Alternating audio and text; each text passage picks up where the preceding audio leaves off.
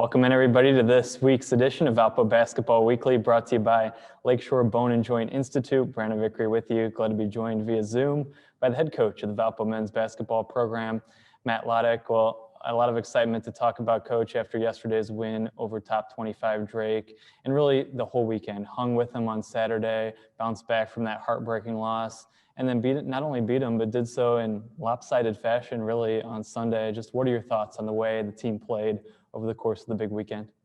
Yeah, I thought we competed well both nights. I thought we executed a lot better on Sunday. One of the things that we've been struggling with is just getting some consistency in scoring, and I thought we did that both nights.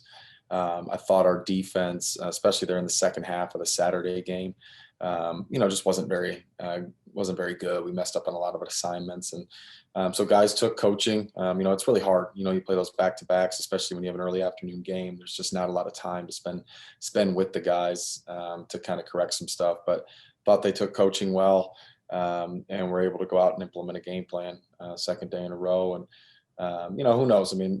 Drake's had such a good run. I know their legs are probably a little bit heavy too, and we were fortunate some of those shots missed. But I was very, very proud of our guys to come out and get a win. Let's talk about that defense on Sunday. They average 83 points a game. You hold them under 60. What'd you do right on the defensive end of the court that helped keep their total so low? Well, I thought we just, again, they're a really talented team, and they can make a lot of shots, and I think they showed that on Saturday. We had them, I think, down 10 in the second half on Saturday, and they just rose up and hit shots. And I thought we did a good job of just keeping contest. I didn't think they had a lot of free looks. I thought we did a better job on the second chance. We rebounded a little bit better, and just made a miss, and we're fortunate to continue to execute on our end. So again, it's a make or miss game, that's for sure. And they just weren't hitting shots maybe that they normally do. Let's talk about a couple of your freshmen, and let's start with Sheldon Edwards. Early in the season, he was in your starting lineup the first few games, kind of went through some of the progression to the college game, and now the way he's playing lately obviously made a huge impact in both games this weekend. Just what have you seen from him in terms of his progression as a freshman this season? Well, first and foremost, not afraid of the moment, right? He's, a young man that I think likes playing in big games, likes playing and, having the ball in his hands. And I think a lot of people, want that responsibility. Not everyone can really excel in it. And I think, Sheldon does a good job at that. And then, again, it's just this, we've talked about it a lot, but, all freshmen really that come in, right, when they're the best players on their high school teams and from wherever they came. And a lot of times the shots that they get, any shot is the best shot for their team. And that's just not the case at the collegiate level. And I think Sheldon was, going through a lot of that. What's a good shot? What's a bad shot? And was able to, and is able to, it's still a learning process, but, able to kind of take the right shot for us at the right time. And I think it's led to a lot of success for him. Jacob Ognasovic came in and made an instant impact on the offensive end in both games this weekend. What do you see from him, and maybe what does he need to do to take the next step in terms of continuing to earn playing time with your team? Well, I think first and foremost, he also made a lot of steps and strides on the defensive end as well. And, that's one thing that, not having an off season, not having, a lot of preseason practices. It hurts the freshmen, especially on the defensive end. So Jacob's ball screen coverage has gotten a lot better. He's able to keep his man in front of him. He's able to rebound well. One thing that he's been consistent with, though, is his ability to knock down shots since the day he got here. So, and I thought we put Drake in some tough situations for them, just having him out in the perimeter, picking and popping, and then when they went small, rolling him down there and having him mix it up down low. So another weapon, young guy, but another weapon, someone that can put the ball in the basket for us, which is something we're looking for.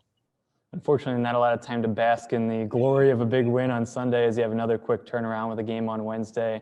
A Bradley team that was about as evenly matched as it could get in the first meeting, going to double overtime. Just what are your thoughts on this second matchup with Bradley? What do you have to do to keep the success going on Wednesday? Well, anytime you play Bradley, it's going to be physical. And so we've got to match or exceed their physicality. We got to try to continue to rebound with them. They do a great job of crashing. And, there's someone that hasn't probably been playing as well as they would have liked. Albeit on this last weekend, I thought they played really, really well. Got back to a little bit of their identity. So we understand it's going to be a tough game. It always is. And it's a quick turnaround.